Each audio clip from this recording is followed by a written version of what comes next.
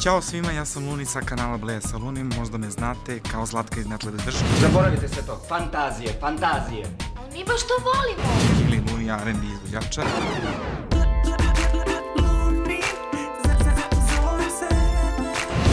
Međutim, ovde sam da vam se predstavim kao YouTuber i sada ćete da vidite šta Luni montažer može da uradi kao Luni YouTuber.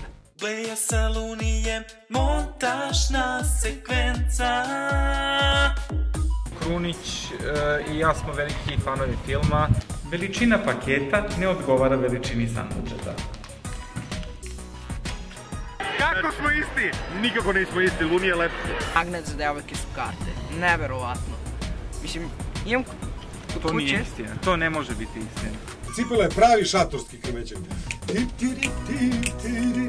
Zahvaljujući Dušanu dobio sam crtež. Crtači gledaju deca. Zašto me vređaš, Nevena?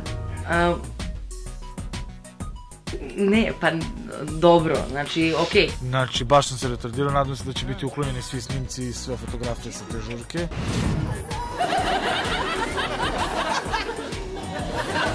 Samo polako, bit će sve u redu. Treba upornost. Tako je. Ja je nemam. Znači, ljudi pipaju sada orgulje, ali ja sam rešio da to više ne radim, tako da evo, napuštamo kolanac polako. Kvaliteta nema!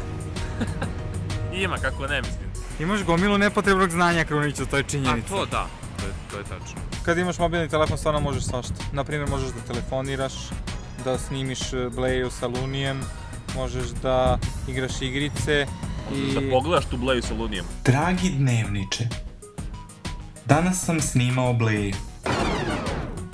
I to je sve što sam radio. Nijedan Luni nije povređen tokom snimanja ovog klipa, ali se smrzo.